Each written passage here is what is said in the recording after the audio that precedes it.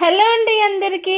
మీకు ఈ కాయల పేరు తెలుసా? తెలిస్తే కామెంట్ చేయండి. మేమైతే ఫస్ట్ టైం చూస్తున్నాము. ఈ కాయల్ని పచ్చిగా తింటారట, ఇంకా పచ్చడి కూడా వేసుకొని తింటారట.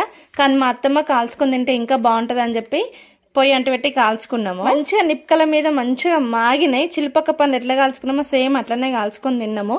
సూపర్ టేస్ట్ ఉంది. మీరు ఎప్పుడైనా తిన్నారా? తింటే కామెంట్ చేయండి ఎట్లుంటది అనేది. ఎంత కష్టపడుతుందో. మంచిగా లోపల గుజ్జంతా ఉడికిన తర్వాత కాయలు పర్రబట్టినాయి, మంచిగా పలిగినాయి. ఇంట్లో నుంచి జ్యూస్ కూడా వస్తుంది. పలిగింది కదా ఆల్రెడీ, తినొద్దాగో. గుజ్జెళ్ళింది బయటికి, మంచిగా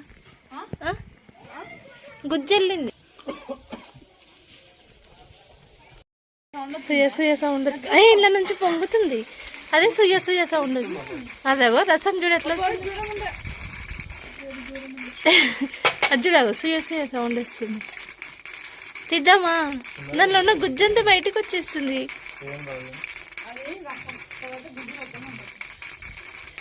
నిజంగా నోట్లో నీళ్లు ఊరుతున్నాయి. టామంటదా? పాలు వంగినట్టే ఊగుతుంది చూడు, దానిలో ఉన్న రసం అంతా.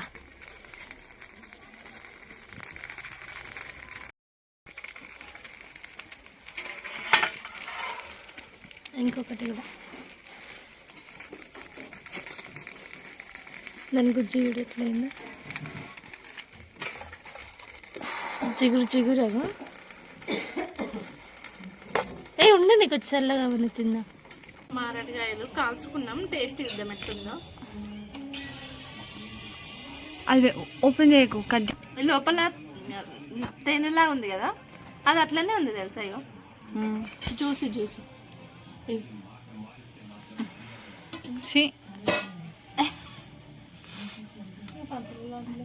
జోరగా వచ్చిన చిల్పక్కాయని కాలితే ఎట్లుందో సేమ్ అట్లుంది. చేదు ఉందా అప్పట్లెక్క? చిల్పక్కాయ కాలితే ఎట్లుంటే సేమ్ గట్లుంది.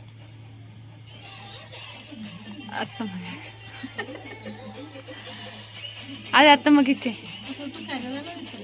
తీసింది. తెలిసిన